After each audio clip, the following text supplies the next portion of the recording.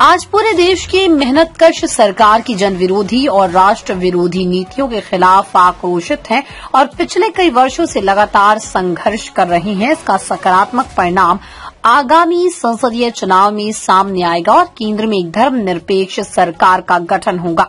प्रधानमंत्री जी अपने भाषणों में जो 400 पार का नारा दे रहे हैं, ये उनकी चिंताओं को प्रतिबिंबित करता है, क्योंकि यदि एनडीए को 400 लोकसभा सीटों की जीतने की गारंटी रहती तो भाजपा इस तरह बदहवास होकर दल बदल का खेल नहीं खेलती। ये बात आज सीपीआईएम द्वारा देवघर परिसदन में आयोजित प्रेस वार्ता को संबोधित करते हुए पार्टी के पॉलिट ब्यूरो सदस्य व पूर्व सांसद बृंदा कारात ने कही।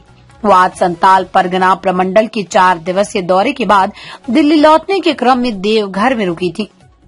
प्रेस वार्ता को संबोधित करते हुए माकपा के राज्य सचिव प्रकाश विप्लव ने कहा कि हमारी पार्टी पिछले 2 वर्षों से संताल परगना के ज्वलंत जन मुद्दों पर अभियान और आंदोलन चला रही है, जिसके क्रम में हम प्रशासन पर दबाव बनाकर जनता को कुछ राहत दिलाने में भी सफल हुए हैं।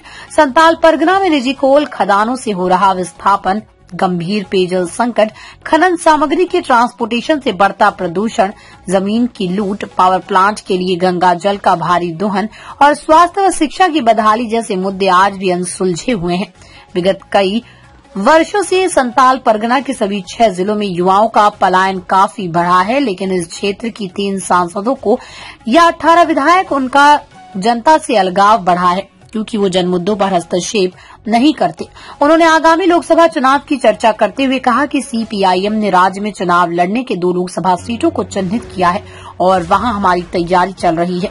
झारखंड में अभी INDIA गठबंधन के लिए सीट शेयरिंग की बातचीत शुरू नहीं हुई है। इसके लिए झारखंड मुक्ति मोर्चा को पहल करनी होगी, क्योंकि गठबंधन में वही सबसे बड़ा राजनीतिक दल है। प्रेस वार्ता में माकपा के राज्य सचिव प्रकाश विप्लव, जिला सचिव नवल किशोर, सुरेश गुप्ता, अशोक राणा समेत अन्य वामपंथी दलों के नेता भी शामिल थे।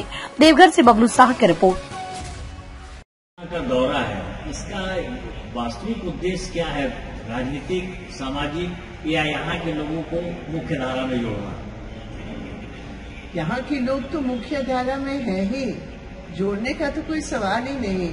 यही यहाँ के ही लोग ही झारखंड के मुख्य धारा है, लेकिन मुख्य धारा से उनको किनारे किया जा रहा है।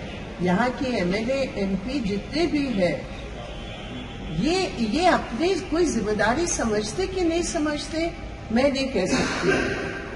पिछली बार भी जब मैं आई थी, उस समय मैं पूरा साहेबगंज की उस पूरे इलाके में गई, पाकुड़ इलाके में गई। उस समय भी हमने यहाँ अथॉरिटीज को कहा कि इतने अनसर्वेड लैंड है जिसका उनका अधिकार है, आप नहीं दिला पा रहे हैं। अभी कल और परसों हम महेशपुर, ग्वारजोड़ी, ये तमाम बरहेज, और यहाँ तो मुख्यमंत्री जी का भी क्षेत्र है।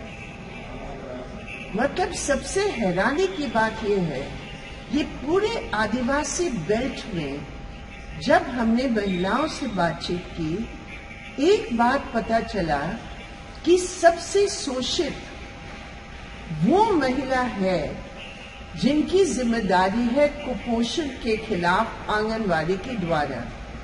उन्होंने मुझे कल बताया कि हम खुद कुपोषण के शिकार हैं, तो हम क्या करेंगे?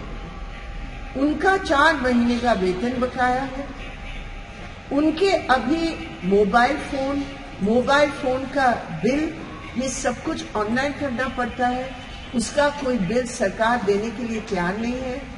4 महीने पहले सरकार ने ऐलान किया कि हम तुम्हारी बारहवीं में बढ़ोतरी करेंगे, आज तक एक पैसा नहीं मिला।